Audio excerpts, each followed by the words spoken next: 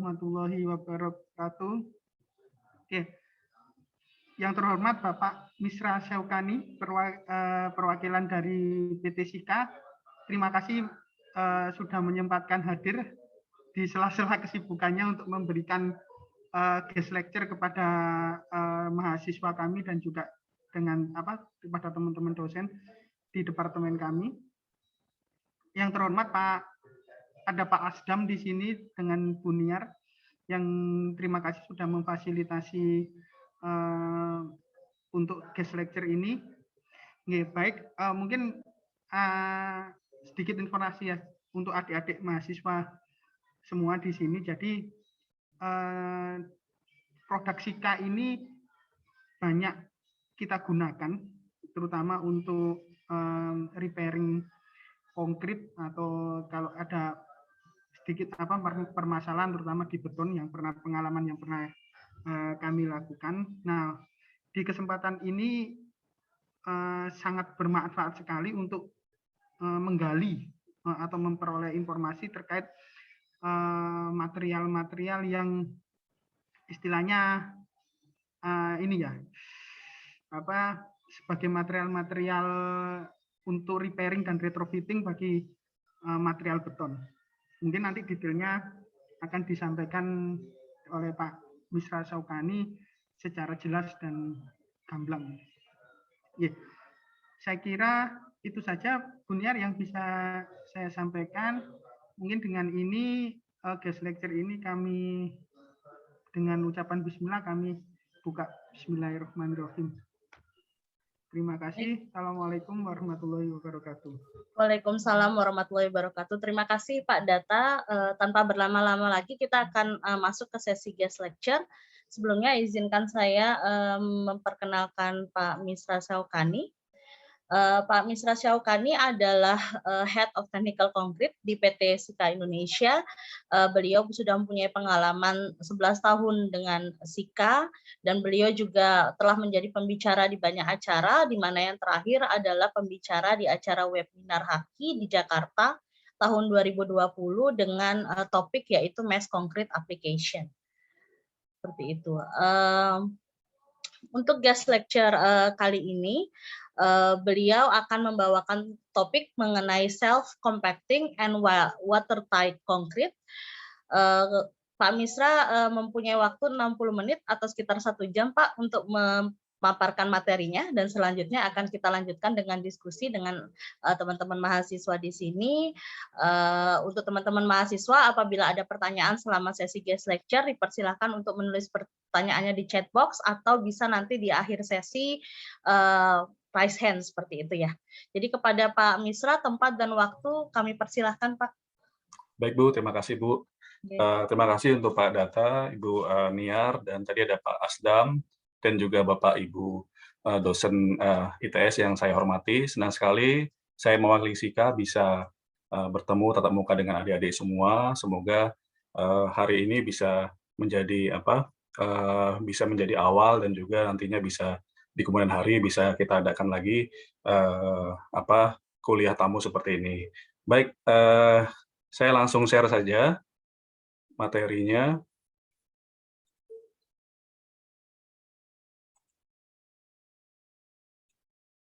Sudah terlihat Bapak Ibu dan adik-adik sekalian? Ya, sudah Pak. Baik. Baik Bapak dan Ibu-Ibu sekalian, serta adik-adik, hari ini kita akan coba sharing sedikit terkait dengan aplikasi self-compacting concrete dan juga watertight concrete. Nah, memang sebenarnya dua hal ini adalah memiliki teknologi yang berbeda. Jadi nanti saya bahas satu persatu. Yang pertama adalah kita nanti bahas terkait dengan self-compacting concrete. Setelah itu baru kita bahas terkait dengan teknologi watertight concrete. Nah, sebelumnya tentu kami dari PT Sika ingin memperkenalkan diri sekilas terkait dengan perusahaan kami. Jadi Sika Indonesia itu di Indonesia ada di Cilengsi, pabrik pusatnya. Nah, kami berpusat di Kota Baar, yaitu Swiss, di mana Sika berdiri di tahun 1910, jadi sudah lebih dari 100 tahun. Nah, kita punya pabrik sebanyak 300 lebih pabrik di seluruh dunia, dan juga sudah tersebar sekitar 100 negara. Di Indonesia sendiri, Sika dimulai pada tahun 1960 dan baru establis di mulai tahun 87. Jadi kita punya ada 3 pabrik, ada di Bogor, ada di Bekasi, Cilengsi, ya, terus kemudian ada di Gresik. Nah, kemudian ada gudang di Medan dan juga beberapa distributor yang tersebar di seluruh wilayah Indonesia. Bapak Ibu sekalian, ini adalah penampakan dari pabrik kita. Yang paling kiri itu ada di Bekasi, kemudian M2000, kemudian ini di headquarter kita ada di Cilengsi, dan kemudian pabrik kita di Gresik. Sika sendiri ada 8 target market, yaitu diantaranya adalah beton, waterproofing, roofing, ya, terus kemudian building finishing, kemudian ada flooring, coating, dan kemudian ada ceiling bonding, refurbishment yang terkait dengan perbaikan yang disebutkan Pak Data tadi, dan kemudian ada industri. Jadi banyak sekali kita support di beberapa item konstruksi dan juga manufacture. Ya, hari ini kita memang fokus untuk pembahasan terkait dengan beton, yaitu konkret. Jadi kita juga support di ready-made concrete, di infrastruktur seperti mining, gitu ya, pertambangan. Kemudian kita juga support untuk precast, ya, precast pescator yang ada di Indonesia, semacam Wika, Adimik, dan lain sebagainya. Kemudian ada juga dry mortar, kemudian bahan tambah untuk produksi semen, dan juga gypsum. Ya, jadi untuk waterproofing sendiri banyak sekali, ada terkait dengan tunneling, dan juga waterproofing mortar, injeksi, dan lain sebagainya. Kemudian untuk roofing, ya, jadi untuk aplikasi di atap yang ingin digunakan untuk green roof system dan lain sebagainya, untuk anti biar tidak mudah retak dan lain sebagainya. Jadi kita bisa aplikasikan terkait dengan roofing. Kemudian flooring. Flooring terkadang kita memang kalau lihat di beberapa rumah sakit misalnya, ya, jadi rumah sakit itu tidak boleh ada kuman yang masuk. Jadi tidak mungkin mereka menggunakan keramik, yang notabene keramik itu celah-celahnya akan menimbulkan kuman sehingga tidak steril. Sehingga harus ada komponen material yang bisa mengcoating lantai beton, yaitu epoksi. Juga ada ceiling bonding, jadi untuk elemen kaca, untuk interior finishing, dan juga untuk beberapa aplikasi dilatasi daripada cutting jalan dan lain sebagainya. Terus kemudian untuk lantai kayu, gitu. Nah, ini perbaikan banyak sekali, mungkin udah beberapa familiar, ada grouting, ada terkait dengan concrete protection, gitu ya. Terus kemudian ada lem beton dan lain sebagainya, ada perkuatan seperti itu. Nah, industri kita lebih support ke beberapa manufacturer semacam BMW, ya, BMW, terus kemudian sealant untuk kereta api, seperti itu. Baik, Bapak-Bapak, tadi sekilas terkait dengan Sika secara global. Nah, kemudian kita masuk ke inti daripada sharing informasi hari ini, yaitu terkait dengan beton SCC. Nah, beton SCC termasuk di konsep dari beton untuk konstruksi, dan juga untuk watertight adalah beton konsep dari watertight. Nah, untuk itu nanti hari ini kita akan membahas 2 konsep, yaitu konsep beton konstruksi, yaitu SCC, dan juga konsep beton watertight. Itu.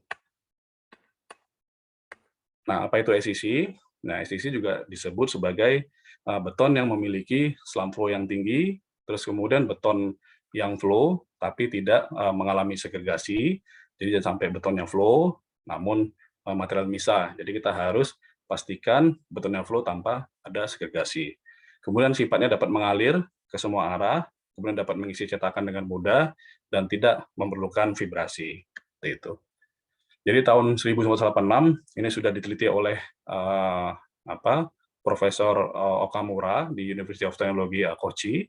Jadi intinya permasalahan beton utamanya itu adalah di durability beton, ya gitu. Jadi pelaksana pengecoran ini bisa diantisipasi dengan menggunakan beton SCC untuk menghindari kekurangan pembatan beton. Nah, ini beberapa penelitian juga sudah banyak terkait dengan beton SCC, dari Rilem, dan lain sebagainya. Nah, kita tahu bahwasanya problem pada beton konvensional itu secara umum ada beberapa. Yang pertama, manpower. Jadi, membutuhkan kalian pekerja untuk melakukan pemadatan beton selam yang normal. Sehingga untuk mengurangi human error tadi, kita bisa membuat beton SCC, artinya bisa mengurangi tenaga manusia. Terus kemudian tidak memungkinkan atau sulit untuk melakukan pemadatan secara mekanis di beberapa tipe konstruksi. Ya, pekerjaan beton misalnya underwater gitu ya, tidak mungkin kita lakukan vibrasi. Kemudian ada juga untuk pengecoran bore pile. Nah, ini pastinya biasanya kita gunakan beton selam yang tinggi karena tidak mungkin kita lakukan pemadatan beton di dalam konstruksi bore pile. Nah, kemudian juga untuk konstruksi beton yang memiliki pembesian yang rapat. Jadi itu tadi konsepnya beberapa beton problem di beton konvensional. Nah, sehingga kita harus beralih dari beton konvensional ke beton SCC. Ini hanya sekilas panduan untuk mix design. Ya. Jadi properties beton SCC yaitu pada beton segar SCC itu harus memiliki beberapa karakter. Yang pertama yaitu filling ability, ya, terus kemudian passing ability, dan kemudian segregation resistant. Jadi beton harus mudah mengalir, ya, dengan kecepatan tertentu. Kemudian beton itu harus mudah untuk melewati pembesian beton, ya, tanpa blocking tentunya. Kemudian tidak boleh segregasi. Jadi 3 konsep tadi yang akan kita bahas hari ini. Nah, ini secara sekilas terkait dengan deformability, ada flow dan filling ability. Jadi untuk mengurangi gesekan antara butiran agregat. Karena agregat antara agregat, kita butuh yang namanya excess space thickness. Jadi tanpa adanya pasta yang cukup, tidak mungkin kita bisa mengalirkan agregat bersama dengan pasta dari beton.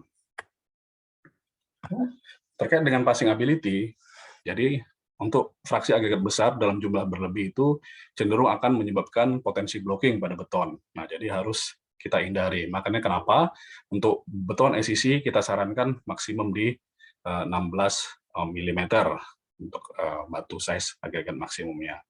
Kemudian passing ability juga dipengaruhi oleh ukuran agregat, bentuk agregat, dan juga lolos saringannya. Nah, itu tadi benturan agregat yang sering terjadi akibat ukuran agregat lebih besar itu akan memperpendek jarak antara agregat. Nah, ini ada menimbulkan namanya tegangan internal ketika beton bergerak, sehingga akan menyebabkan slam loss-nya lebih cepat, kemudian flow-nya tidak terjadi, dan lain sebagainya. Nah, ini segregasi resisten juga terkait dengan viscosity, ya, untuk mencegah segregasi. Kemudian juga bleeding itu bisa timbul juga pada saat terjadi segregasi, ya, air naik ke atas dengan daya kapiler sehingga dia akan berpisah dengan adukan beton.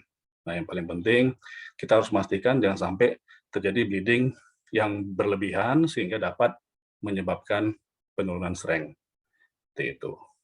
Jadi agar beton SCC tidak mudah segregasi, ada 2 hal secara umum. Yang pertama adalah menggunakan SP, artinya kita bisa menggunakan low water cement ratio, mengurai pemakaian air, ya, menaikkan jumlah semen juga bisa, menggunakan fly ash like silicavium, ya, supplementary cementitious material, dan juga menurunkan jumlah material agregat. Juga yang terakhir, kita bisa substitusi yang namanya VMA atau viscosity modifying agent. Nah, konsepnya ini ada 3. Yang pertama, kita usahakan harus membatasi jumlah agregat yang besar. Jadi itu bisa meningkatkan deformability, segregasi resisten juga bisa meningkat, dan juga lebih memiliki passing ability yang lebih baik. Nah, kemudian bisa juga kita menambahkan superplasticizer. Namun superplasticizer ini positive deformability, tapi untuk segregation resistant dia akan cenderung akan rawan segregasi. Nah, sehingga harus betul memastikan dengan mengurangi penggunaan air, segregasi resistant juga harus diperhatikan jangan sampai flow-nya terlalu tinggi.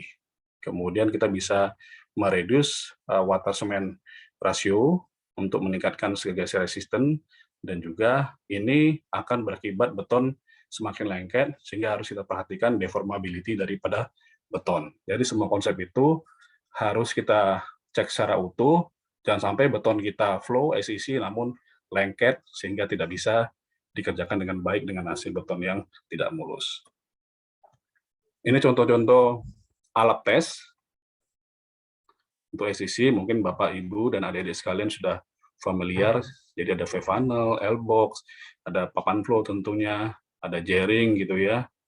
Jadi semua ini kita gunakan untuk memastikan flowability, filling ability, dan segregasi resisten bisa terkontrol dengan baik, seperti itu.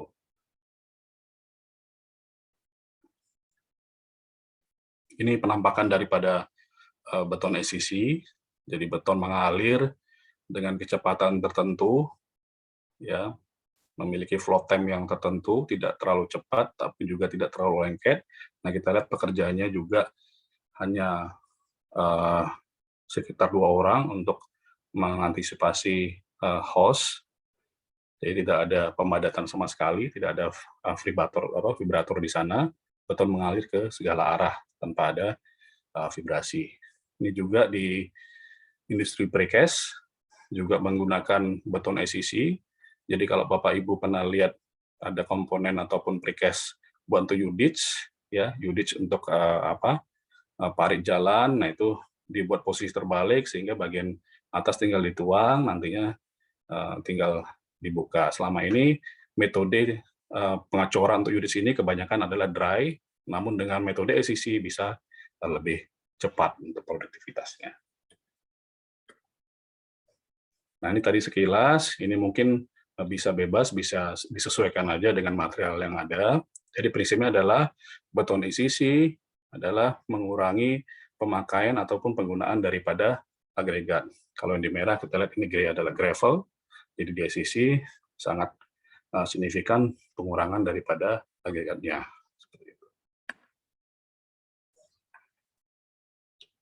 Nah, ini tabulasi daripada persyaratan yang mungkin bisa menjadi acuan kalau kita nanti mau mendesain beton SEC, ya.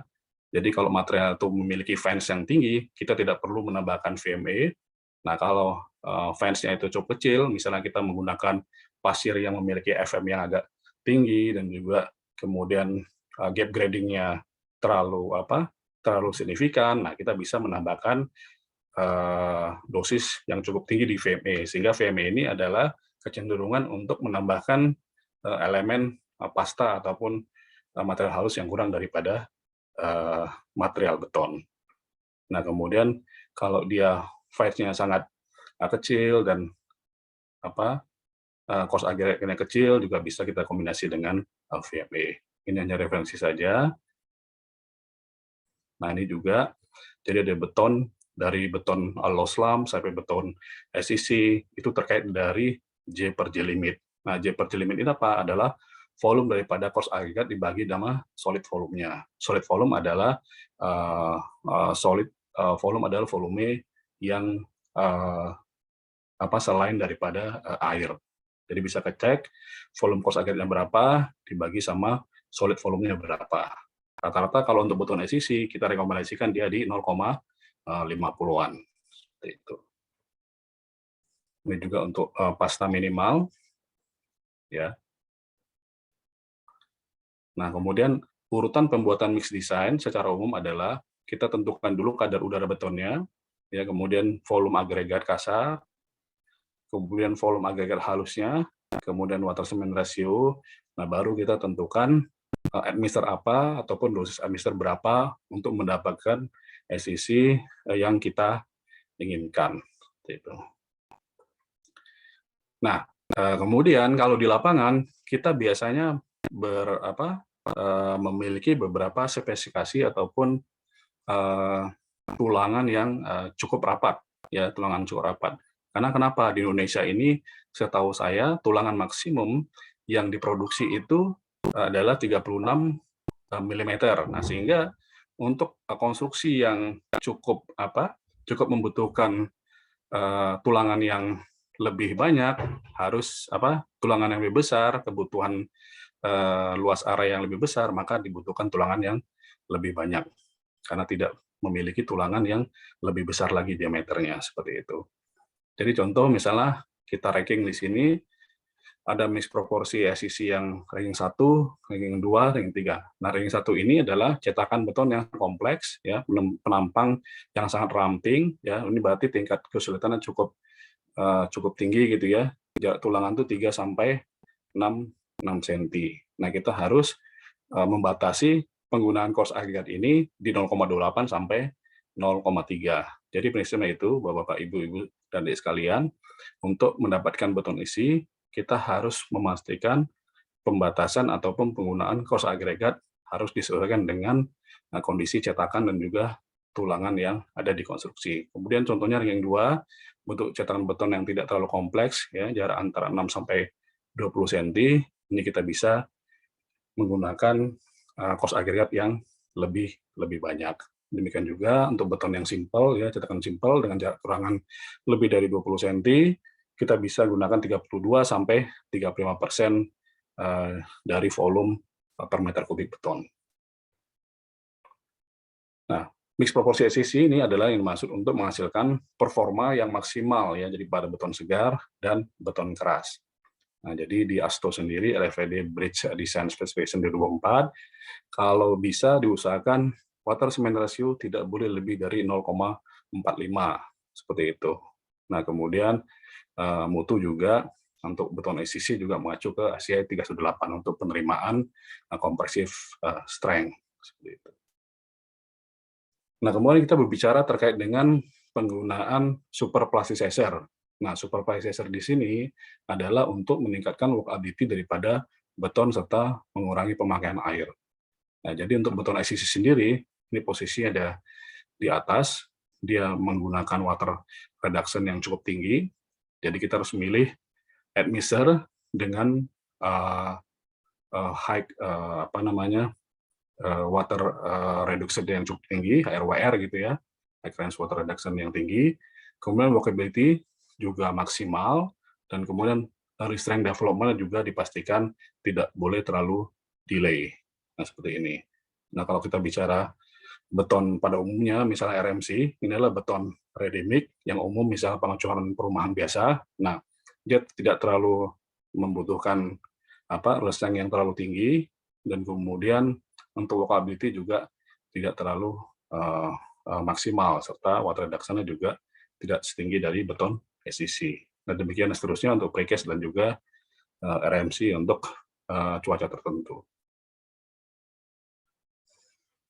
Nah, yang paling penting nanti kalau di lapangan atau pada saat penelitian, kita harus pastikan untuk proporsi ataupun material yang digunakan, yang pertama harus material yang konstan. Jadi jangan sampai pada saat penelitian, material yang digunakan standar, tapi nanti di lapangan tidak tersedia. Nah, ini pengalaman kita di lapangan, sudah kita teliti, sudah kita dapatkan semua hasil workability sesuai dengan target, namun ketersediaan material terbatas, sehingga akan menyulitkan untuk mendapatkan beton sesuai dengan target di kemudian hari. Nah, kemudian quality control juga harus dipastikan harus harus tinggi, ya, pengecekan rutin terhadap gradasi agregat, grading, terus kontrol terhadap pengelolaan air serta MC ataupun kondisi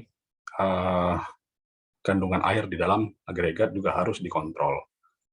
Kemudian yang paling penting adalah admixture yang digunakan harus sesuai. Jadi tadi admixture yang memiliki HRWR yang tinggi, kemudian memiliki selam retensi yang bagus, dan seterusnya. Nah, jadi juga kita harus pastikan metode penuangan dari beton SCC, apakah menggunakan bucket, apakah dipompa, dan lain sebagainya. Dan juga kondisi lingkungan, apakah beton dicor di kondisi temperatur yang rendah, atau pada saat kondisi cuaca temperatur yang panas. Nah, itu harus disesuaikan nanti dengan selam retensi dan penggunaan petader ataupun material yang lainnya. Nah, untuk menghasilkan beton yang SCC yang menghasilkan high performance concrete, yaitu yang pertama, airnya harus dipastikan sedikit, ya. Kemudian menggunakan material halus, ya, usahakan lebih banyak, gitu. Terus menggunakan HRWR, ya, tipe PCE, polycarboxylate ether, tidak disarankan untuk menggunakan naphthalene, ya, naphthalene base. Jadi kalau untuk super processor tuh secara umum ada dua, ada tipenya naphthalene base yang biasanya warna hitam, ada yang tipenya PCI base, yaitu polimer yang biasa warnanya adalah putih agak bening seperti itu. Ya, fungsi daripada RWR PCI ya, yang pertama untuk memperpendek setting time beton. Jadi kalau kita bisa bayangkan beton normal kita buat selamnya lebih tinggi, artinya dia akan cenderung memiliki setting time ataupun waktu pengeringan yang molor gitu ya. Tapi dengan menggunakan tipe admixture khusus untuk SCC itu dapat memperpendek setting time. Jadi setting time-nya bisa normal. Kemudian bisa mempercepat kenaikan strength awal karena ini terkait dengan open molding, ya, pembukaan cetakan dan sebagainya, efisiensi cetakan seperti itu. Kemudian juga untuk mengurangi resiko segregasi. Karena kenapa? Dengan penggunaan PCI itu akan mengurangi penggunaan air sehingga water cement ratio bisa lebih rendah dan segregasi resistennya bisa meningkat. Jadi ada 3 cara juga. Yang pertama, kita bisa menambahkan SCM, fly ash, slag, dan juga silikavium, kemudian VME tadi, dan juga jika menggunakan material halus yang cukup tinggi, ya VME yang diperlukan akan lebih sedikit atau tidak perlu digunakan. Ini contoh video penggunaan ACC di pabrik precast. Ya, pabrik precast. Jadi water cement itu sekitar 0,3 sampai 0,35 gitu ya. Jadi materialnya cementitious super aditif, slag plus silikavium itu sebanyak kurang lebih 500 sampai dengan 600 kg per meter kubik, seperti itu. Jadi harus dipastikan binder yang digunakan di beton ACC dengan water cement ratio yang rendah itu harus cukup. Karena kenapa? Dengan water cement ratio yang rendah, kalau kita pakai binder yang kecil, artinya water cement ratio mengikuti sehingga airnya sangat kecil sekali. Yang terjadi adalah beton akan cenderung sticky ataupun lengket. Ya. Nah, kemudian penggunaan fly ash, slag, silikavium ini adalah tujuan utamanya adalah membatasi kenaikan suhu puncak. Jadi peak temperatur itu adalah berbeda dengan fresh concrete temperatur. Jadi kalau fresh concrete temperatur itu bisa diakali dengan menggunakan penggunaan es, namun kalau peak temperatur, walaupun kita menggunakan es banyak-banyaknya di awal, tapi semen yang digunakan juga tinggi, itu peak temperatur akan tetap tinggi. Jadi dipastikan untuk menghasilkan kompresif strength yang tinggi, kita substitusi semen dengan penggunaan SCM, supplementary cementitious material. Ini contoh ACC yang biasa digunakan di ready mix dengan water cement ratio yang tidak terlalu rendah, 0,4 ya. Jadi ini bisa kita gunakan kombinasi RWR dan VME ya, dengan meningkatkan water cement ratio maka jumlah air akan meningkat dan menurunkan stabilitas adukan beton. Untuk itu VME diperlukan. Stabilitas beton ini maksudnya beton itu mudah segregasi karena water cement ratio tinggi, airnya lebih banyak, beton mudah segregasi sehingga kita butuh namanya VMA atau viscosity modifying agent. Nah, jadi cementitious material adalah semen ya atau binder plus material-material aditif lainnya yaitu fly ash, silikavium dan juga slag. Ya, jadi water cement ratio itu rata-rata di 0,32 sampai dengan 0,45 dan juga untuk binder yaitu 380 sampai dengan 475 itu di ACI 237R07. Nah, ini tergantung daripada size maksimum agregat yang digunakan. Makin besar agregat, maka kita sebenarnya hanya membutuhkan binder yang lebih kecil. Semakin tinggi agregat, ini contoh 4 mm adalah kita bikin ACC untuk perbaikan beton tanpa ada batu, misalnya ini 4 mm. Nah, itu kita bisa menghasilkan ACC dengan binder yang lebih banyak. Contohnya seperti itu. Nah, selanjutnya, jadi penentuan ukur agregat maksimal berdasarkan dalam mix design, ya, jarak tulangan, selimut beton, ya, dimensi produk, dan lain sebagainya. Ya, jadi agregat maksimum itu sekitar 16 mm. Gitu. Jadi untuk elemen konstruksi yang memiliki dimensi penampang yang ramping, ya, lebih rapat, itu harus lebih kecil lagi ya, maksimal di 9,5 mili. Nah, ini kondisi daripada perubahan daripada master. Ini sangat sensitif jika kita mau mendesain beton SCC, karena kenapa? Kenaikan kadar air akan mempengaruhi water cement ratio dan juga workability daripada beton, sehingga harus betul-betul dicek berapa moisture content pada saat pengetesan ataupun pada saat akan dilakukan pengecoran beton SCC. Jadi koreksi moisture harus betul-betul dibuat. Kemudian kalau bisa materialnya itu terhindar dari temperatur panas gitu ya. Jadi kita lihat tadi di video itu ada diatepin gitu. Nah, standar seperti itu. Kemudian jumlah finish content juga harus disesuaikan, atau kalau memang finish content-nya tidak tersedia, materialnya memiliki finish content yang kecil, kita bisa menggunakan viscosity modifying agent. Ya, ini setting time beton, ini bisa lihat di videonya. Setting time beton adalah berapa lama waktu yang dibutuhkan beton untuk mulai stiffening atau mulai kaku. Ada initial setting time ya, dan juga final setting time ya. Jadi ini bisa dikombinasi dengan HRWR yang memiliki tipe high early strength, itu juga bisa, sehingga setting time bisa lebih cepat. Kemudian bisa diuapkan ya, yaitu beton precast ya, steam, mungkin pernah lihat kalau memang pernah ke pabrikasi precast, dan juga yang memang nggak umum itu penggunaan acelerator jika diperlukan. Seperti itu. Konsepnya adalah kita menggunakan acelerator jangan sampai mengubah workability. Jadi workability dipastikan tidak boleh berubah, tetapi untuk percepatan strength kita bisa mendapatkan strength yang lebih tinggi di umur-umur awal. Itu prinsipnya. Jadi tadi ini sudah. Nah, ini proses mixing betonnya. Jadi kapasitas mixer juga harus diperhatikan. Tidak boleh terlalu penuh karena akan tumpah. Karena beton dengan kondisi yang lebih encer itu akan rawan terjadi waste pada saat di perjalanan dan sebagainya gitu ya. Jadi transportasinya juga harus dipikirkan juga. Tidak boleh lebih dari 80-90%. Ya. Kemudian diusahakan pada saat misalnya nanti adik-adik mahasiswa mau melakukan penelitian beton SCC, yang pertama sekali adalah pastikan semen harus basah terlebih dahulu. Jadi sebelum masuk obat, tidak dibenarkan obat dimasukkan pada saat bersamaan dengan material kering.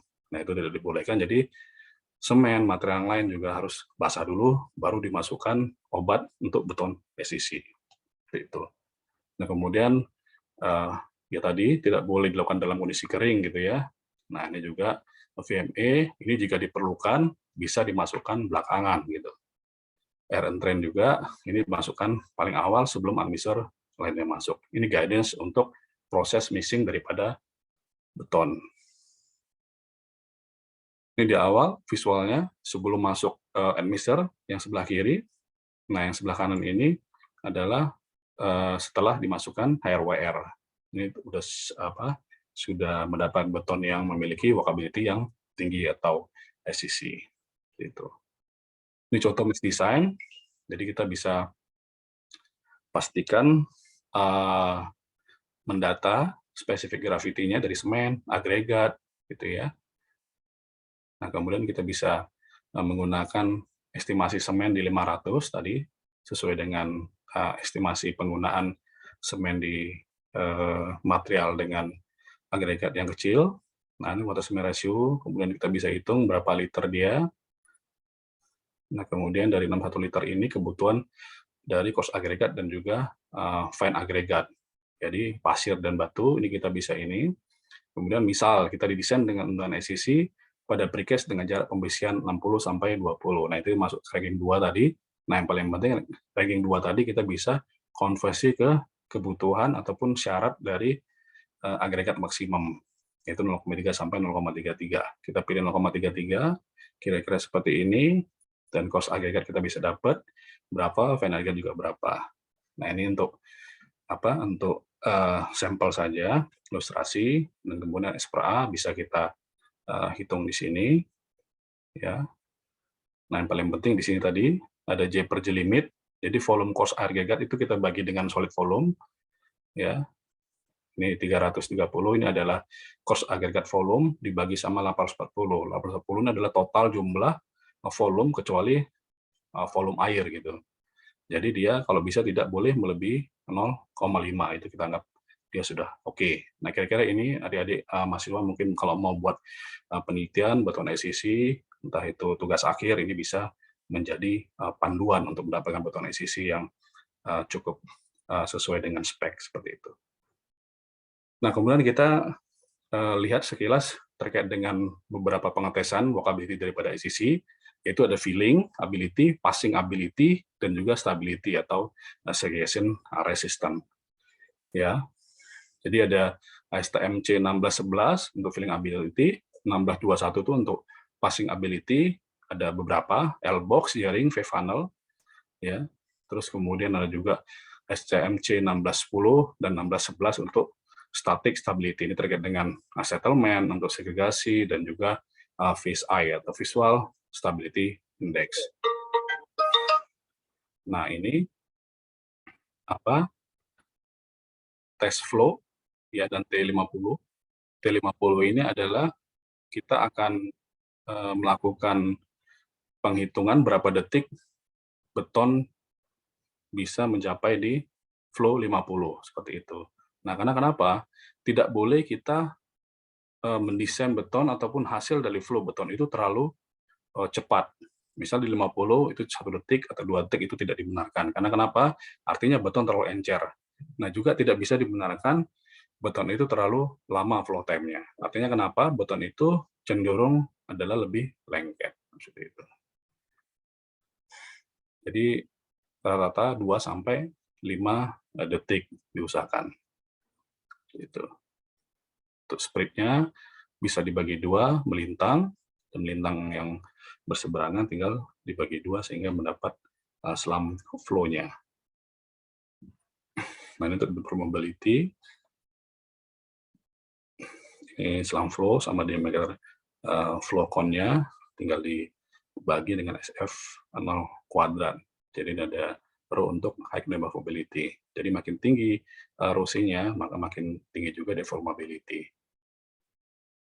Nah, kemudian untuk filling ability, yang tadi adalah hasil diameter lingkaran menunjukkan kemampuan flow dari beton SCC. Nah, menurut NCHRP report ini di tahun 2009, slamnya variasi di antara 60 cm sampai dengan 73,5 untuk SCC untuk high strength concrete. Jadi nanti adik-adik mahasiswa kalau mau membuat beton SCC yang high strength concrete, maka diusahakan flow-nya harus di atas 60 sampai dengan 70 cm seperti itu.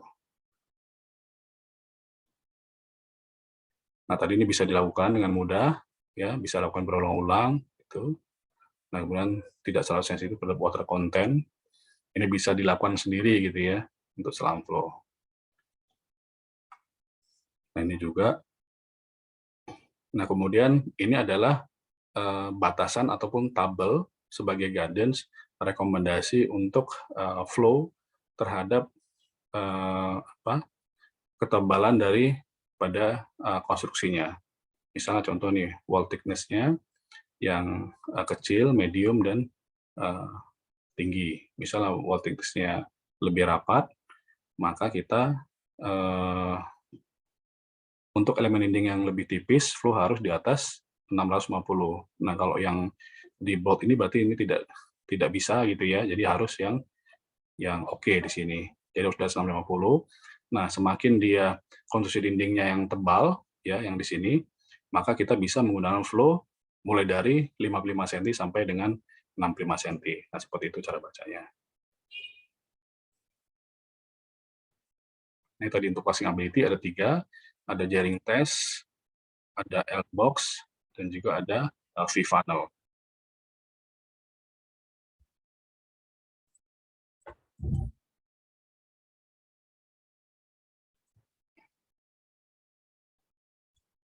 Nah, ini adalah untuk mengukur kemampuan beton untuk melewati tulangan dan juga untuk melewati celah-celah daripada cetakan yang cukup sempit. Nah, seperti itu. Ini jaring. Untuk ilustrasi melewati tulangan yang cukup rapat, kita hitung di dalamnya nanti ketinggiannya berapa dibanding dengan di luarnya. Tidak boleh ada perbedaan lebih dari 1 senti seperti itu.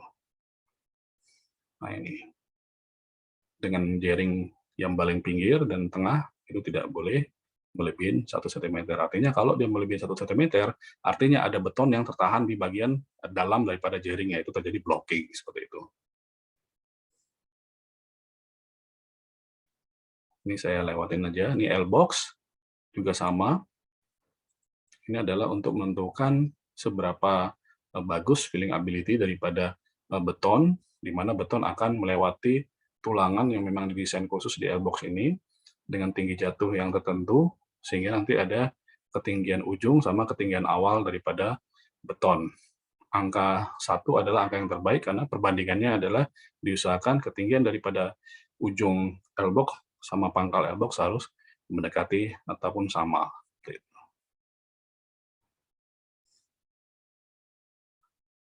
Ini juga ada V-funnel, juga sama. Ini waktu beton seberapa banyak untuk mampu melewati celah yang sempit, gitu ya.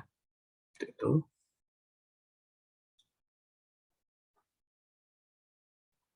Nah, diusahakan ini harus lebih kecil daripada 6 detik. Kalau lebih daripada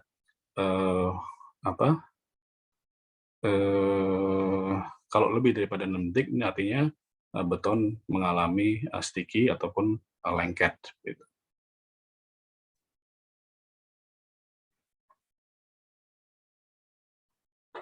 Baik, saya lanjutkan lagi, mungkin biar waktunya cukup. Ini saya lanjutkan terus, Bu, ya, untuk pertanyaan setelah selesai berarti, Bu, ya? Iya, Pak. Nanti setelah akhir sesi nanti baru ada diskusi. Monggo, Pak, silakan dilanjutkan. Siap. Nah, tadi terkait dengan passing ability sudah selesai, tadi ada jaring, L-box, ya, dan juga V-funnel. Nah, kemudian yang tidak kalah penting adalah terkait dengan filling capacity. Nah, ini filling capacity membutuhkan effort yang cukup ini ya untuk pembuatan daripada pembuatan model untuk tesnya. Nah, ini biasanya kita modif dari akrilik, ya, sehingga ada beberapa tulangan yang betul-betul real, yang mirip dengan tulangan yang aktual di lapangan. Nah, ini kita bisa membuat berapa persentase daripada filling capacity daripada beton itu tadi. Memang ini tidak umum dilakukan di Project Indonesia, karena yang biasa dilakukan di Project Indonesia adalah terkait dengan L-box, V-funnel, dan juga jaring. Itu. Nah, ini kalau kita mau mendapatkan lebih detail lagi, kita bisa pastikan apakah beton itu mengalami segregasi atau tidak ini dengan metode kolom segregasi tes. Ya. Dan yang kemudian yang paling mudah adalah kita bisa menggunakan visual stability index. Ini saya lewatin aja. Nah, VSI ini penting sekali bisa kita kita amati beton ataupun visual beton sesuai dengan standar yang ada. Jadi angka visual stability index itu antara 0 sampai dengan 3. Di 0, 0,5, 1, dan seterusnya sampai 3. Jadi seperti ini. Ini ada VSI 0. Nah, ini yang paling dianggap paling mewakili ya, beton homogen. Terus kemudian VSI 1, ya, ini betonnya lebih bercahaya. Ada kemungkinan slightly bleeding, ya, slightly bleedingnya akan ada kecenderungan bleeding sedikit seperti itu. Nah, VSI 2, nah ini kecenderungan motarnya terlalu banyak, ya, jadi ada kemungkinan airnya juga terlalu banyak sehingga harus dihindari. Nah, yang ketiga ini ada VSI 3 yang tidak dibenarkan karena ada penumpukan agregat yang cukup signifikan di bagian tengah-tengahnya. Nah, ini harus dihindari untuk kita mendesain beton SCC. Yang standar adalah VSI 0 sampai dengan 2 maksimal. Nah, ini adalah standar daripada beberapa pengetesan tadi. Ada slam flow-nya untuk terkait dengan passing ability, terus kemudian filling ability dan stability-nya. Nah, ini contohnya untuk yang ketebalan yang lebih rapat. Nah, flow-nya harus di sini, kemudian jaringnya, ya, ini jaringnya, kemudian juga L-box-nya harus di angka berapa, seperti itu. Ini syarat minimum yang di bold, ini persyaratannya.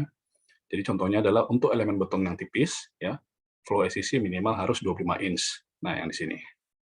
25 inch. Kemudian perbedaan flow slam dengan jaring flow, ya, adalah perbedaan jaring dengan flow itu adalah lebih kecil dari 2 inci atau lebih kecil daripada 5 cm. L-box blocking juga minimal harus di 0,7 atau lebih besar. Angka ideal adalah 1. Kemudian Carson Filliability ini minimal harus 90. Jadi semakin elemen beton makin tipis, maka persyaratan-persyaratan ini juga semakin semakin tinggi gitu ya, terutama Carson filling-nya harus minimal 90%. Artinya 90% beton harus mampu melewati beberapa susunan tulangan yang tadi disimulasikan. Nah, berbeda dengan beton yang tebal, ya, SCC itu minimal bisa di 60 cm. Nah, sini 60 cm. Kemudian L-box-nya bisa di 0,6, ya. Capacity Carson filling-nya itu bisa 75%. Jadi kalau beton dites Carson filling itu mendekati 75%, artinya masih dikatakan mampu untuk beton dengan elemen yang cukup tebal. Seperti itu. Baik, tadi itu terkait dengan self-compacting concrete. Nah, selanjutnya ini adalah terkait dengan watertight concrete. Nah, watertight concrete, jadi ada 2 yang secara garis besar, yaitu bagaimana caranya kita untuk memastikan air itu tidak bisa masuk ke dalam. Artinya keeping water out. Dan juga ada keeping water in. Artinya air yang di dalam itu tidak boleh keluar. Nah, prinsipnya itu. Nah, contohnya apa yang keeping water out? Ada basement, ya. Pakai basement kita harus memastikan air dari luar tidak boleh masuk ke dalam, gitu ya. Parkir, kemudian underground, gitu ya. Marine structure dan juga tunnel ataupun terowongan, gitu.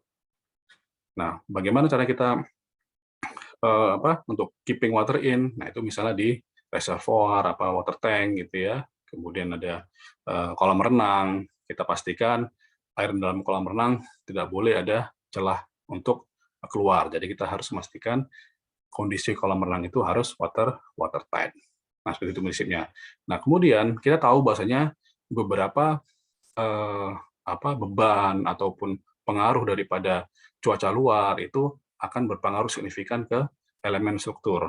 Nah, contohnya untuk kolom, untuk lantai atas itu lebih ke arah dipengaruhi oleh beberapa beban dinamik, ya. Kemudian di bagian atap itu akan dipengaruhi oleh temperatur, variasi temperatur dari temperatur panas ke dingin dan lain sebagainya. Nah, kalau untuk di basement ataupun di daerah yang di bawah tanah, nah ini cukup kompleks. Jadi dia ada biological attack gitu ya, serangan dari dalam tanah gitu. Terus kemudian ada pressure ya, water pressure attack, dan juga ada agresif dari air tanah. Nah, ini lebih kita harus mendesain basement ataupun ruang yang di bawah tanah itu harus lebih khusus ketimbang beton yang kita cor untuk bagian upper structure. Nah, seperti itu prinsipnya. Nah, ini contohnya. Jadi beton watertight itu yang paling penting adalah tidak boleh ada retak. Retak diizinkan itu maksimal di 0,2 mm. Kalau sudah lebih dari 0,2 mm, mau sebagus apapun obat yang kita pakai, mau sebagus apapun join yang kita pakai, itu akan menyebabkan kebocoran, durability-nya tidak akan sempurna, seperti itu. Ya, ini pengecoran dengan metode watertight, yaitu watertight admixture. Nah, kemudian tidak cukup hanya menggunakan bahan watertight admixture, tetapi harus diperhatikan adalah join sistemnya. Nah, karena untuk pengecoran ini tidak boleh dilakukan secara sekaligus, karena kenapa? Pengecoran untuk beton yang waterproofing itu maksimal di 25 meter persegi. Jadi kalau lebih dari itu harus dilakukan yang namanya ada construction ataupun expansion join. Jadi bisa menggunakan water stop yang modelnya PVC seperti itu ya.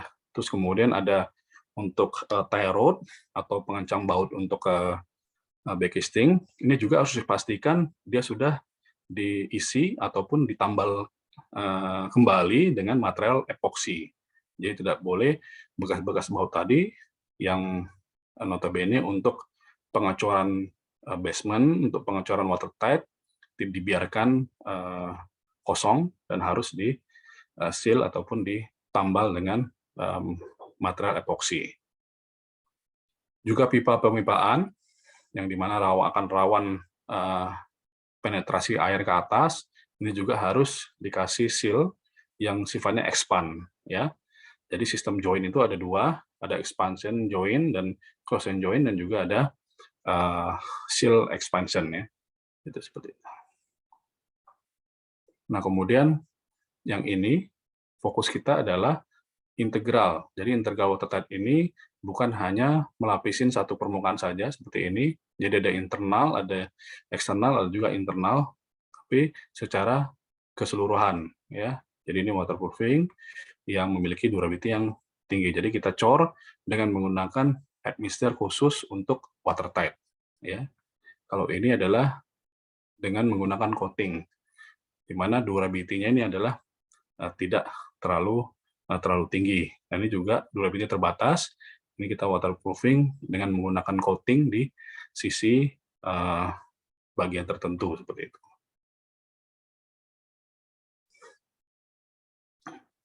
Ya, intinya yang paling penting adalah bagaimana caranya kita harus memastikan sedikit daripada beton dan juga thermal movement tidak berpengaruh di bagian struktural daripada beton konstruksi yang akan kita buat sebagai beton watertight. Yang paling penting adalah kita harus pastikan binder sistemnya, kualitas daripada SCM, workability, tipe admixture, ya, kemudian kualitas daripada agregat, kurvanya, shift gradingnya, kemudian water cement ratio juga harus dipastikan tidak melebihi daripada rekomendasi, ya, workability juga, dan juga tidak boleh ada segregasi dan bleeding, seperti itu. Yang berpengaruh yaitu pertama persiapan daripada lokasi, kemudian construction joint juga harus betul-betul di di mapping, kemudian ukuran daripada pengecoran, ya, tentu workmanship. Nah, kemudian kekuatan daripada bagesting, pemadatan, dan juga yang terakhir yang paling penting adalah perawatan beton pasca pancorannya itu kuring daripada beton.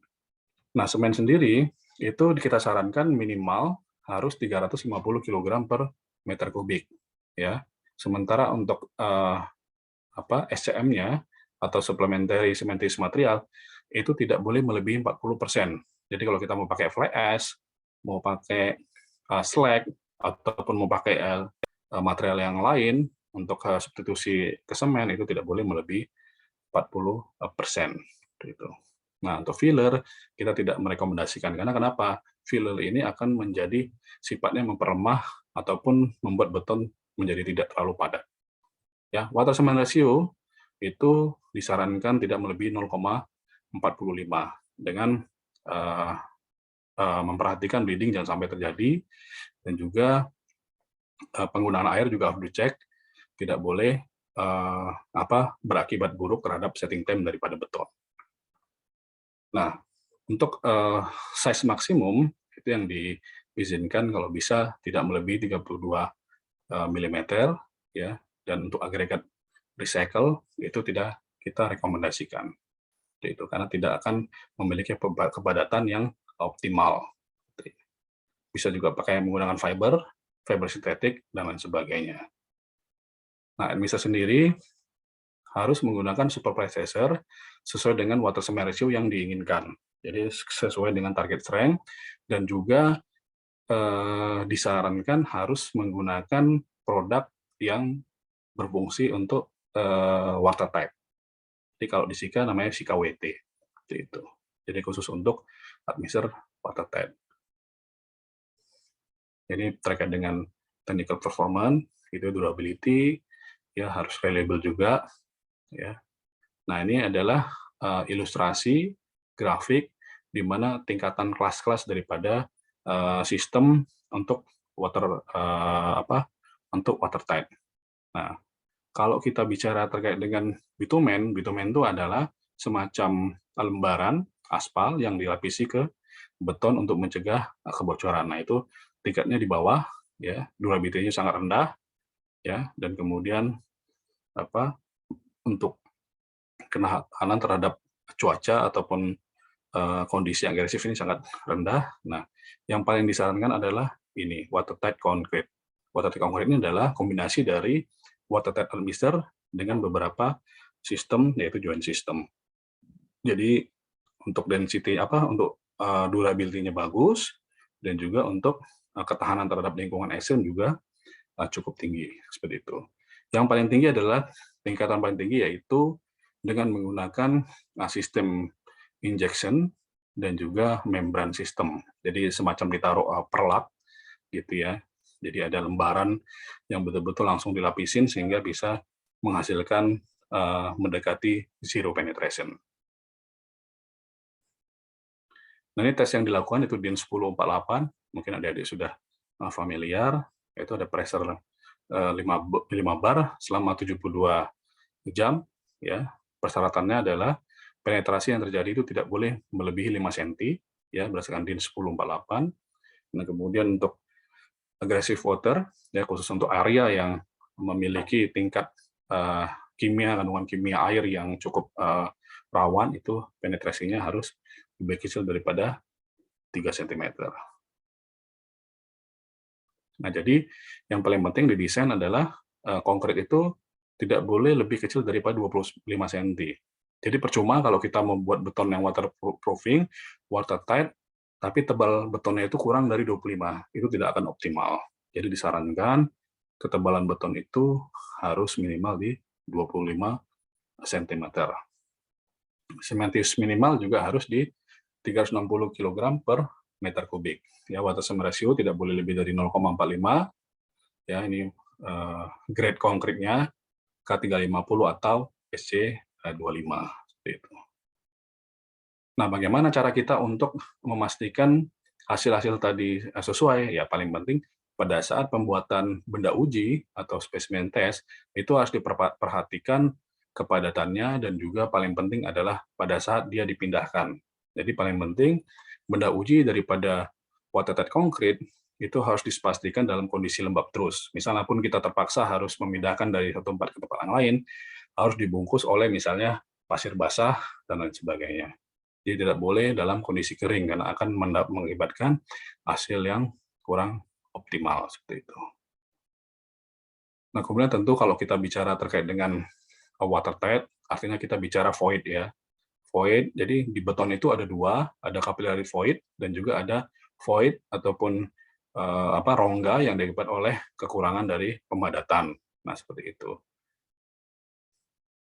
Nah, jadi rongga ini nantinya akan dialirkan oleh air dari luar yang mungkin akan membawa beberapa kandungan-kandungan kimia di air tanah yang sangat agresif sehingga bisa merusak beton. Nah, tinggal bagaimana caranya kita agar void ini harus kita blok. Nah, jadi prinsip daripada watertight itu, watertight admixture adalah memblokir pori-pori yang ada di beton. Jadi sifatnya adalah pore blocker seperti itu. Jadi ini diblok langsung, nah sehingga air yang tadi tidak bisa langsung masuk menyerap ke dalam beton. Ini kalau kita lihat adalah sistem hidrofobik. Kalau kita pernah lihat daun talas, nah itu efeknya adalah akan terjadi efek daun talas. Karena kenapa? Tidak ada penyerapan ke dalam pori-pori di dalam material. Seperti itu. Nah, pada prinsipnya, untuk watertight concrete bisa dilakukan dengan dengan concrete mix design yang umum, tinggal ditambahkan sistem yang namanya special concrete admixture untuk watertight dengan menggunakan semen yang minimal 360, water cement ratio yang sudah ditentuin, dan kemudian workability yang baik untuk mendapatkan visual beton dan juga pengecoran yang bisa berjalan dengan lancar. Nah, itu tadi. Nah, kita namanya integral waterproofing, ada yang desain untuk tidak meningkatkan selam, ada juga desain yang untuk meningkatkan selam. Nah, ini visualnya, ini contoh mix desainnya. Ini mungkin saya lewatkan saja. Nah, untuk strength, sekali lagi, apabila kita menambahkan komponen ataupun material untuk waterproofing, tidak akan mempengaruhi buruk terhadap peningkatan strength. Jadi jangan khawatir, jangan takut apabila di lapangan kita menggunakan desain yang normal dibandingkan dengan beton yang sudah ditambahkan waterproofing, itu tidak akan membuat negatif di compressive strength-nya. Gitu.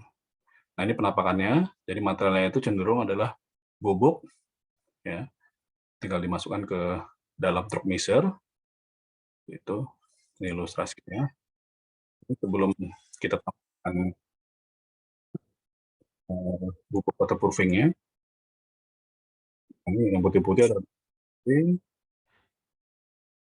nah, setelah diaduk, dia akan mengalami kenaikan selam beton signifikan sehingga memudahkan pekerjaan beton. Tingkat terus blocker dari kita.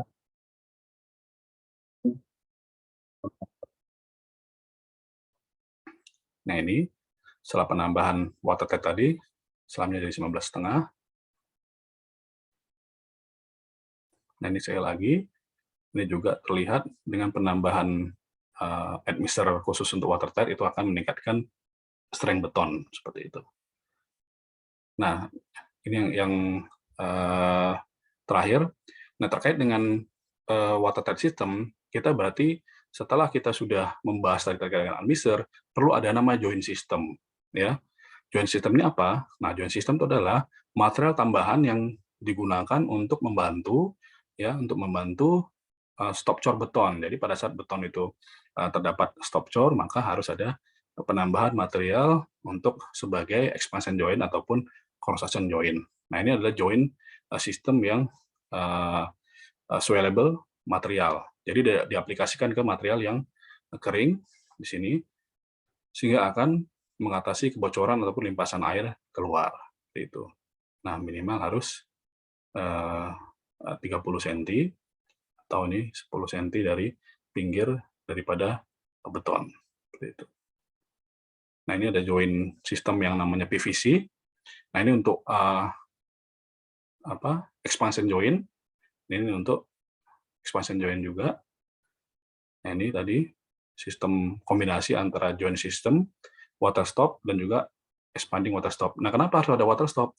Water stop adalah digunakan untuk apabila ada sambungan beton, tidak akan terjadi pemisahan ataupun celah untuk air bisa masuk ke dalam ruangan yang akan dibangun seperti itu. Jadi dua sistem dia, di bawah dikasih water bar, water stop, yang di sini dikasih swelling untuk water stopnya. Seperti ini, kemudian dicor model pertama, nah kemudian ditambahkan expanding water stop, baru dicor kemudian. Nah, seperti ini sistemnya. Nah, yang paling penting pada saat pemasangan water bar tidak boleh melengkung-melengkung lah gitu ya. Terus kemudian tidak boleh ada namanya honeycomb di konkrit ataupun retak. Jadi sistemnya divibrasi, ini cetakan untuk cetakan kayu untuk menahan daripada water bar gitu. Ini ilustrasi pengecoran di mana dimensi daripada pengecoran itu harus 3:1, ya, maksimum di 25 meter persegi gitu ya. Jadi misalnya kita mengocor 3 meter, lebarnya maksimal harus 9 meter. Tidak boleh lebih daripada itu. Karena kita menganut tadi ada minimal ataupun maksimal untuk perbandingan daripada dimensi tinggi sama lebar itu ada 1:3. Nah, ini juga tidak disarankan. Jadi kalau mau kita buat beton watertight harus betul-betul sifatnya adalah standar, yaitu square. Tidak boleh ada lekuk-lekuk di dalam ruangan seperti itu, karena akan menyebabkan retak dan juga kebocoran. Oke, ini juga tadi tie rod harus dilapisin oleh epoksi agar tidak terjadi kebocoran. Ini juga pipa-pipa harus ada expanding joint. Nah, yang paling penting adalah curing. Jadi beton yang sudah dicor itu harus tetap di-curing. Karena kenapa? Tanpa di-curing, water cement ratio akan cepat hilang, kemudian hidrasi tidak akan sempurna, yang menyebabkan strength tidak akan optimal hasilnya. Baik, Bapak, Ibu, dan adik-adik sekalian, tadi pemaparan saya terkait dengan SCC dan watertight, saya kembalikan ke Bu Niar. Silakan, Bu. Ya, terima kasih Pak Misra. Pemaparannya sangat inspiratif dan banyak sekali informasi-informasi baru yang disampaikan oleh Pak Misra. Baik, kita langsung ke diskusi. Monggo teman-teman adik-adik mahasiswa, apakah ada yang bertanya, bisa raise hand, silahkan.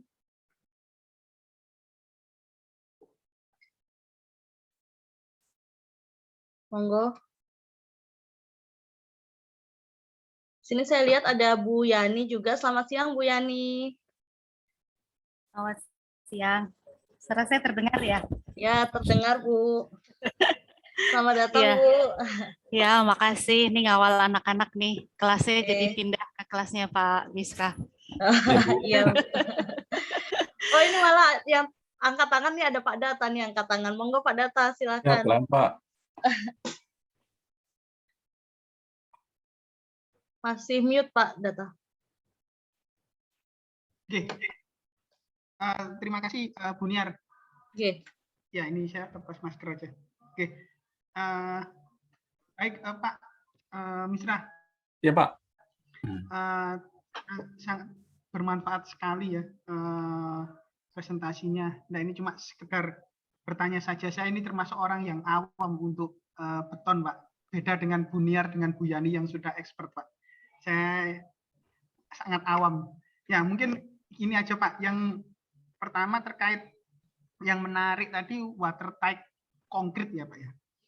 Watertight konkret. Tadi kalau sepenangkapan saya ada semacam aditif ya, aditif atau zat tambahan yang bisa untuk menjaga kekedapan beton tersebut terhadap air. Mungkin sedikit pertanyaan aja Pak, yang bagi saya orang awam, apakah tadi kan syaratnya kan di lebar retak 0,2 mili ya Pak ya, di lebar retak 0,2 mili. Jadi mungkin apakah memungkinkan jika memang kita membuat watertight konkret tanpa ada aditif, tapi kita bisa menjaga lebar retaknya itu tidak lebih dari 0,2 mili. Nah, itu memungkinkan apa tidak? Ini sekedar pertanyaan saja. Atau kalau memang tidak memungkinkan, bisa apa? Kalau ada tambahan aditif itu lebih mandatory ya. Nanti akan kami pertimbangkan seperti itu. Mungkin itu Pak yang dari kami, mohon pencerahannya Pak. Terima kasih. Ya, baik Pak Data. Saya langsung jawab Ibu. Oke, monggo Pak, silakan. Iya, terima kasih Pak pertanyaannya. Memang terkait dengan keretakan tadi, ini kadang memang sebuah antisipasi ataupun memang statement yang harus kita sampaikan gitu Pak ke pelaksana ataupun kontraktor gitu Pak ya, karena memang tidak akan mungkin kita bisa menghasilkan beton yang kedap itu Pak ya, kedap air, tapi terjadi keretakan di betonnya seperti itu Pak. Nah, yang kita antisipasi adalah dengan keretakan yang tadi maksimal di 0,2 itu masih bisa kita toleransi gitu Pak untuk terkait dengan untuk terkait dengan watertight-nya. Namun kalau sudah lebih dari situ memang agak sulit untuk mencegah terjadinya kebocoran di kemudian hari gitu Pak. Karena terkait dengan durability Pak sebenarnya. Karena kenapa?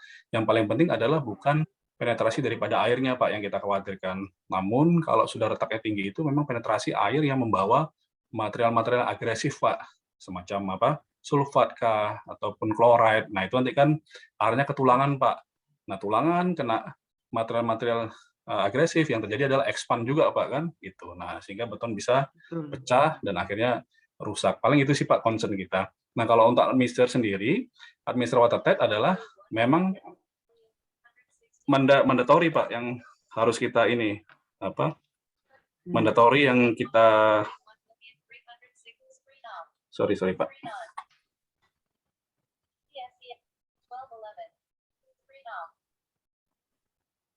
Ya jadi mandatory Pak memang harus digunakan untuk penggunaan watertight, karena kenapa? tadi memang kita sadari bahwasanya beton itu akan sulit sekali untuk mendapatkan beton yang sangat kedap gitu, Pak. Pasti ada void gitu, Pak. Void akibat pemadatan yang kurang optimal, terus ada memang capillary gitu, Pak ya, capillary void. Nah, jadi untuk mendapatkan hasil DIN yang 1048 tadi tidak boleh lebih daripada 5 cm. Nah, memang terbukti Pak dengan penggunaan admixer khusus watertight tadi, kita bisa maksimal di angka cuma 3 cm Pak, bahkan bisa lebih kecil. Itu sih Pak konsep daripada admixer khusus watertight tadi. Seperti itu Pak Data. Ya, terima kasih Pak Misra. Ya. Terima kasih Pak Misra. Monggo Bu Yani. Soalnya mahasiswa ditawari nanya, nggak ada yang nanya ya. Iya. Pak Misra, nanti mahasiswa saya tolong ditanyain deh. Dikasih kuis. Pak, terima kasih sekali nih presentasinya bagus. Terus juga ya kami juga mewakili peneliti juga dosen-dosen teknik sipil ya matur nuwun sangat. Selama ini Sika sudah banyak membantu kami dalam melakukan penelitian. Jadi keren banget lah Sika tuh nggak pakai lama. Ya, telepon sebentar, Bu diantar di mana? Pakai diantar lagi gitu kan. Pak, saya ngambil gitu. Pak, saya mau tanya Pak, ya, berkaitan dengan penelitian atau mungkin aplikasi di lapangan, penggunaan self compacting concrete itu di mana kita meningkatkan memang binders ya. Kemudian kita juga menurunkan water to cement ratio, kemungkinan kita memakai beberapa mineral tambahan yang kelihatannya akan mempengaruhi mungkin sifat fisik dan juga mungkin sifat kimia dari fresh concrete maupun hardened concrete gitu. Nah, seringkali yang kita hadapi itu kesulitan yang paling sulit adalah crack ya Pak, karena shrinkage ya. Kalau sudah di lapangan kalau bicara tentang very low water to binder ratio, terus shrinkage-nya gimana gitu. Bukan saja untuk orang Indonesia yang masih belajar kan, mungkin di luar negeri yang sudah kayak Profesor Okamura maupun Profesor Ozawa tadi sempat disinggung juga Pak Misra, itu juga akan mungkin mereka mengalami kesulitan, apalagi pakai GGBFS sekarang kan bagus, tapi ternyata shrinkage-nya juga besar. Ya. Nah, di lapangan Sika ini bagaimana mengantisipasi atau melakukan curing yang sangat ketat, mungkin karena kan kalau nggak pakai curing udah aja lepas ya Pak ya, kalau kita mau ingin kualitasnya bagus gitu.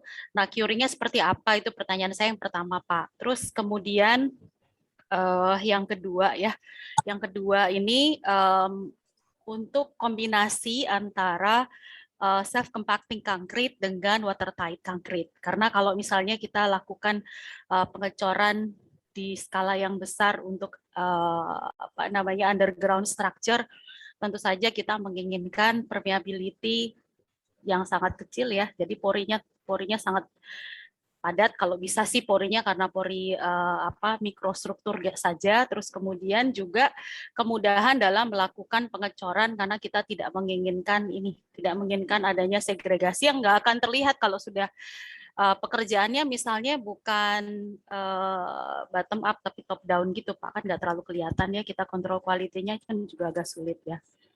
Nah, ini kombinasinya seperti apa gitu pertanyaan saya. Terus memang kalau pakai beberapa komposisi yang inovatif tadi seperti yang sudah disampaikan oleh Pak Misra, sejauh mana pengaruh dari sequence mixing di lapangan, karena kita tahu sequence mixing walaupun resepnya sama, tapi terus cara nyemplungkan bawang putih, bawang merahnya lain kan, rasanya juga ternyata lain nih, rawonnya Buniar lebih enak dari rawon saya nih, padahal resepnya sama, nah kayak gitu Pak. Nah, sejauh mana kita melakukan atau mungkin Sika mungkin punya top secret yang bisa dibagikan kepada kita gitu. Mixing seperti apa yang menghasilkan packing density yang paling bagus di dalam fresh concrete dan tentu saja tightness dari materialnya meningkat, serta workability tentu saja Pak. Workability jadi ini ya syarat utama ya, workability kan orang males kalau ternyata workability udah nggak masuk, udah orang nggak peduli dengan strength, sebetulnya workability dulu gitu. Ya, itu saja dari saya. Terima kasih Pak. Ya. Baik Bu. Ya Bu, Bu Januari. Ibu Januar, Bu, ya? Yani Ya, jadi Pak, saya kalau di Sika dipanggil Yani Pak, saya oh, Bu ganti deh Yani. nama saya ya. Baik, Bu Yani. Ya, terima kasih, Bu. Tadi bagus sekali sih, Bu, apa masukan ataupun informasi yang dari Ibu sampaikan tadi. Ya, memang terkait dengan pekerjaan watertight ini, sekali lagi, selain daripada penggunaan administrator watertight sendiri, jadi ada juga sistem yang tadi, Bu, sistem join sistemnya, terus kemudian yang tidak kalah penting adalah curing-nya gitu, Bu. Nah, curing-nya sendiri, memang kita harus pastikan curing itu kalau di kita kan memang ada 2 jenis sebenarnya, Bu. Ada curing yang nanti memang untuk beton yang tidak ada lapisan berikutnya, misalnya beton yang tidak perlu ditembak keramik atau beton yang untuk jalan raya gitu. Ada juga curing yang digunakan bahan yang nantinya bisa dipakai script lagi gitu, Bu, penambahan. Jadi kalau untuk di gedung memang normalnya kita pakai curing yang sifatnya itu nanti bisa ditambahkan elemen-elemen beton pengecoran berikutnya gitu, Bu. Jadi jangan sampai ada salah pengaplikasian curing. Jadi ada curing kompon, Ya, yang bagusnya curing kompon pada saat beton dicor itu langsung di-curing. Prinsipnya oke. seperti itu, Bu. Nah, Berapa lama Pak kalau di lapangan? kalau Kalau untuk curing ya, untuk yang gedung, kalau yang gedung itu kan beda sama untuk yang di jalan ya Pak. Kalau betul di betul. gedung berapa lama Pak Nah, kompon itu dipasang? betul. Nah, sebenarnya curing kompon ini juga harus wise juga cara pemakaiannya, Bu, karena terkait dengan efektivitasnya sama efisiensi. Karena kita tidak mungkin menggunakan curing kompon itu sampai beberapa waktu lama gitu, enggak, Bu. Yang paling penting adalah bagaimana caranya kita untuk melakukan curing pada saat beton sesaat setelah dicor. Jadi kalau saat setelah dicor tidak akan mungkin kita menggunakan air gitu, Bu, ya. Nah, untuk pada saat stage awal untuk mengantisipasi yang namanya shrinkage, ya shrinkage apa, Bu? Plastik shrinkage. Plastik shrinkage itu disarankan menggunakan curing kompon, Bu. Nah, tapi kalau untuk drying shrinkage kita sebenarnya sudah tidak perlu menggunakan curing kompon lagi, Bu. Yang paling bagus adalah menggunakan air sebenarnya, Bu.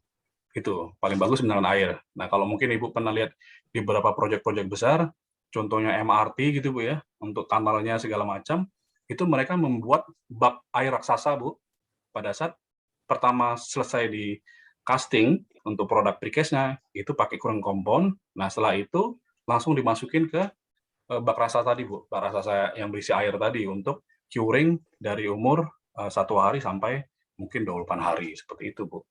Nah, jadi untuk antisipasi curing tadi yang pertama adalah curing kompon untuk antisipasi awal, untuk curing jangka panjang yang paling baik setelah kita teliti dan juga di beberapa referensi itu adalah penggunaan air gitu, Bu, seperti itu. Nah, mungkin itu tadi, Bu, yang terkait dengan curing. Terus kemudian untuk kombinasi SEC dan watertight. Nah, memang yang paling sering kejadian di lapangan itu, Bu, pengocoran rumah dengan menggunakan SEC, tapi pengennya watertight. Nah, kenapa kita tidak menyarankan beton yang SEC digunakan untuk watertight? Karena kenapa tak dikhawatirkan obat admixture untuk watertight yang digunakan itu tipenya salah. Jadi kita ada 2, Bu. Ada tipe watertight admixture yang fungsinya menaikkan SLAM, ada juga yang satunya adalah obat watertight yang tidak menaikkan SLAM sama sekali.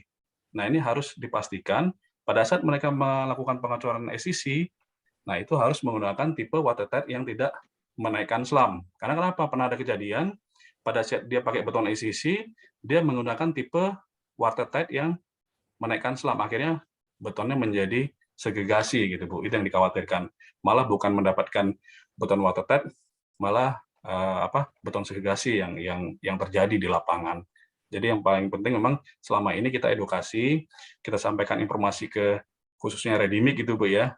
Kalau ready-mix, kalau mereka mau melakukan pengecoran khusus untuk beton watertight itu tetap harus ada tes ataupun job mix ataupun tes penetrasi terlebih dahulu gitu, Bu.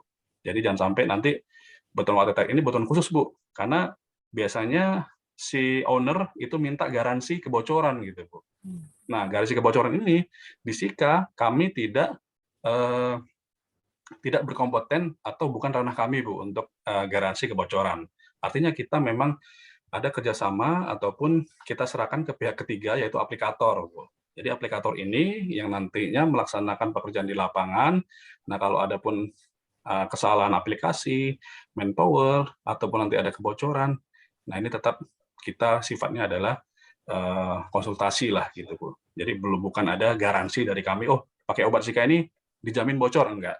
Seperti itu sih Bu. Karena memang tergantung di lapangan tadi, terkait dengan kombinasi tadi. Itu Bu. Terus kemudian untuk Sequence. sequence Bu ya, untuk mendapatkan density yang baik, memang sequence ini tergantung daripada kubikasi yang akan dicor. Nah, kalau kubikasi yang dicor misal di ready mix yang normal, kita memang sarankan obat admixture untuk watertight ini dituang itu pada saat beton sudah jadi Bu. Misalnya beton sudah mendapatkan selam 10 misalnya. Kemudian kita masukkan watertight admixture, itu nanti betonnya menjadi selam 19 atau selam 20. Yang paling penting adalah waktu juga Bu, waktu putar dan juga kondisi dari RPM-nya Pak ya juga betul, banget ya. kondisi mesin Bu ya, kondisi top Betul. mixernya juga gitu. Kadang-kadang betul. kita mau mendapatkan beton yang pulen, yang bagus, tapi Mesinnya ngantuk. betul.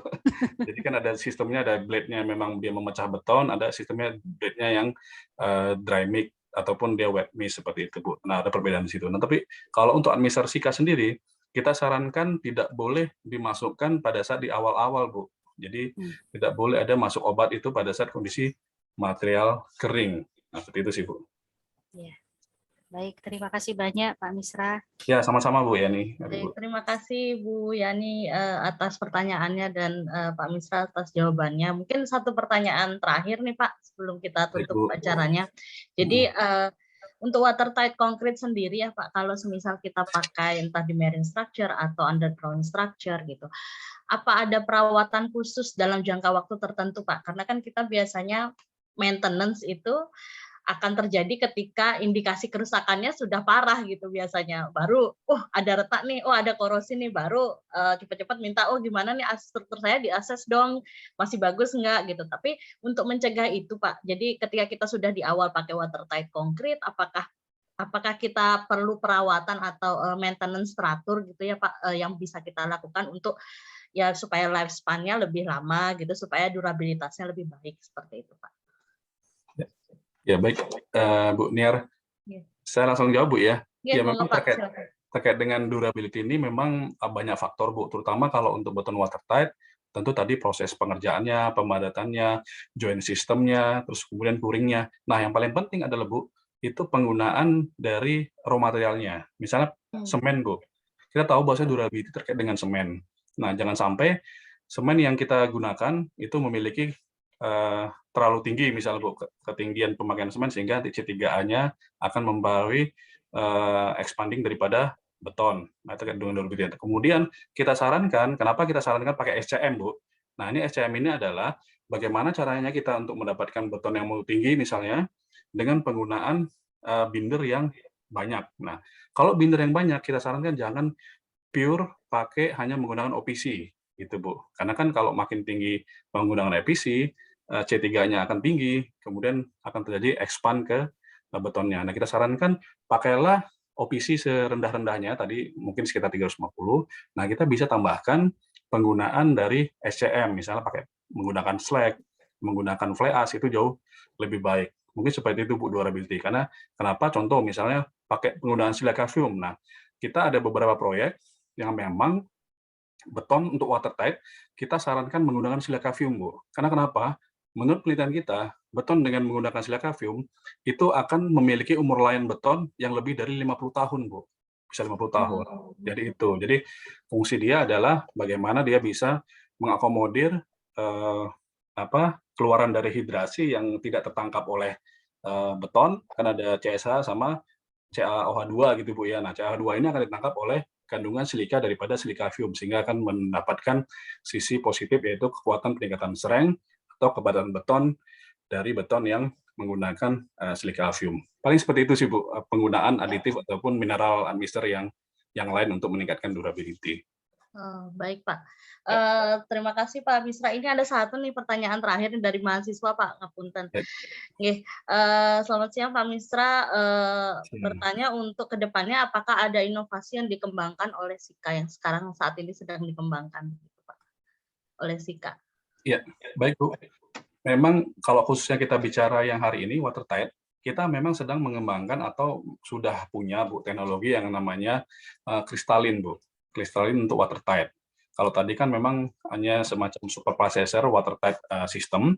Nah, kita punya kristalin. Jadi kristalin ini sifatnya adalah kalau mungkin mahasiswa atau Ibu pernah dengar ada self healing Bu.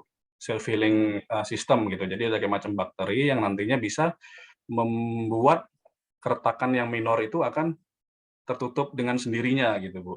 Nah, itu kita punya teknologi teknologi bahan material yang sifatnya sebagai kristalin gitu Bu. Jadi self healing konkret seperti itu Bu. Baik, terima kasih Pak Misra atas penjelasannya yang sangat komprehensif. Terima kasih juga atas waktunya. Tidak terasa kita sudah sampai di ujung acara, Pak. Terima kasih banyak. Sekali lagi terima kasih juga untuk Bu Yani dan Pak Data yang sudah menyempatkan hadir siang ini. Terima kasih juga kepada teman-teman mahasiswa. Semoga ilmu yang diberikan oleh Pak Misra hari ini bisa bermanfaat untuk kita semua seperti itu. Dengan mengucap alhamdulillah, acara ini saya akhiri. Terima kasih. Wassalamualaikum warahmatullahi wabarakatuh. Semoga sehat selalu. Selamat siang. Waalaikumsalam warahmatullahi wabarakatuh.